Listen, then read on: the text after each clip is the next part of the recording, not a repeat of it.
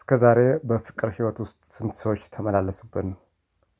ከመጀመሪያ ፍቅሩ ጋር ትዳር የመሰረቱ ቢኖሩም ቁጥራቸው ውስን አይመስላችሁም? ሰሞኑን በፍቅር ህይወት የጥንዳችን ድብቅ የተንኮል ዓላማ እንዴት ማወቅና ራሳችንን መከላከል እንደምንችል በስነ ልቦና ሳይንስ መሰረት ላይ ያደረገ የመፍትሄ ሀሳቦችን በተከታታይነት አንስቼላችሁ ነበር። ዛሬም እንቀጥላለን። ፍቅርን እንደ ጦር መሳሪያ የሚጠቀሙ ከወንዱም ከሴቱም ብዙ ሰዎች አሉ። በርካታ ታዋቂ ሰዎችና ሀብታሞች የዚህ ጥቃት ሰለባ መሆናቸውን ዓለም የሚያውቀው እውነታ ነው። ግዙፍ ጥቃት ሳይሆን ጥቃቅን ጥቃቶችን ደግሞ ያስተናገዱ አሸን ናቸው። ከዚህ ጋር በተያያዘ በእውነተኛ ታሪክ ላይ የተመሰረተ አጭር ትረካ በቅርቡ አቀርብላችኋለሁ። ለማንኛውም ወደ ዛሬው ጉዳያችን ስንገባ ኤክሶቻችን በሙሉ ድብቅ የተንኮል ዓላማ ወይም ዳርክ ዲዛይር ያላቸው ናቸው ማለት ባይሆንም ቀደም ብዬ እንደጠቀስኩት ዳርክ ዲዛይር ያላቸውን ሰዎች በፍቅር ህይወት አስተናግደው ብዙ የተጎዱ ሰዎች መኖራቸው የአደባባይ ምስጢር ነው።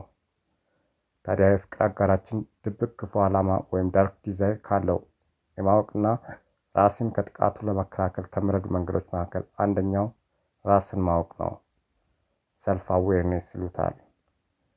ይህ ቃል ፕሮቴክቲቭ ሮል አጌንስት ማኒፑሌሽን እንደ ሃርምፉል ኢንዲቪጁዋልስ ኦር ዳርክ ዲዛይርስ ተብሎ ይብራራል። ራስን በንቃት ማወቅ ማለት በብዙ እይታ ጥልቅ ትንታኔ የሚሰጠው ቢሆንም እኔ ግን ከርዕሰ ጉዳያችን አንጻር ማብራራላችሁ።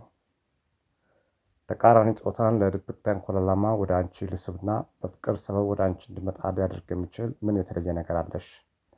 በጣም ቆንጆ ነሽ፣ ሀብት አለሽ፣ የተለየ ችሎታ አለሽ፣ ቤተሰቦችሽ ሀብታም ናቸው፣ ውጭ ሀገር ነው የምትኖሪው፣ ስልጣን አለሽ ወዘተ የመሳሰሉ ጥያቄዎችን ራስሽን በመጠየቅ የምትሰጪው ምላሽ ፍቅረኛሽን በሆነ ጉዳይ የሆነ ጊዜ ላይ መጠራጠር ስትጀምሪ አንቺን ሳይሆን ካንቺ የሆነ ነገር ፈልገው የመጣው ምን እንደሆነ ማስተዋል ትጀምሪያለሽ። ይህን ጥያቄ እኔ ወንዶችም ራሳቸውን መጠየቅ ያለባቸው ጥያቄ ነው። ሌላኛው መፍትሄ ኢንክሪዝድ ኢሞሽናል ኢንተለጀንስ ይሉታል። ይህን ቃል የአማርኛ ትርጉም የስሜት ብልሃት ብሎ ይገልጻል፣ ግን ጉዳዩ ከዚያ የተሻገረ ትርጉም ያለው ነው። ኢሞሽናል ኢንተለጀንስ ለየትኛውም ጉዳይ በጣም ወሳኝ የሆነ ላቅ ያለ ንቃት ነው። አንደርስታንድ ዘ ሞቲቬሽንስ ኦፍ አዘርስ ኤንድ ኖቲስ ሬድ ፍላግስ ኤንድ ቢሄቪየር ዛት አዘርስ ማይት ሚስ ተብሎ ይተነተናል። ታዲያ ይህን ስሜታዊ ብልህነትን እንዴት ማሳደግ እንችላለን? አንደኛው ቀደም ብዬ የጠቀስኩት ሰልፍ አዌርነስ ነው። የራስን ማንነት ከማወቅ ይጀምራል። ስሜቶችን፣ ኃላፊነቶችን፣ የራስ ግምትን በጥልቀት መረዳት አስፈላጊ ነው። ሁለተኛው ራስን የመቆጣጠር ችሎታ ወይም ሰልፍ ማኔጅመንት ተብሎ ይገለጻል። ጥንዶች በፍቅር ግንኙነት ውስጥ በስሜታዊነት ላለመነዳት የራስን ስሜት መቆጣጠር እጅግ በጣም ወሳኝ ነገር ነው። ዳርክ ዲዛይር ያለባቸው ሰዎች ድብቅ ዓላማቸውን ለማሳካት እንደ መሳሪያ ከሚጠቀሙት ነገሮች መካከል አንዱ የስሜት ጡዘትን መጨመር ነው። ምክንያቱም በስሜት ውስጥ ነገሮችን የማመዛዘን አቅማችን አነስተኛ ስለሆነ ይህን እድል በመጠቀም ከጀርባቸው የደበቁትን ተንኮል እንዳታዩ ያደርጓቸዋል። ሶስተኛው ማህበራዊ እውቀት ማሳደግ ወይም ሶሻል አዌርነስ ይባላል። በዚህ ውስጥ የሚካተተው የሌሎችን ስሜቶችና ፍላጎቶችን በንቃት መረዳት ወይም ኤምፓቲ ይባላል። የሌሎችን እይታ ለማየት መሞከር ያስፈልጋል።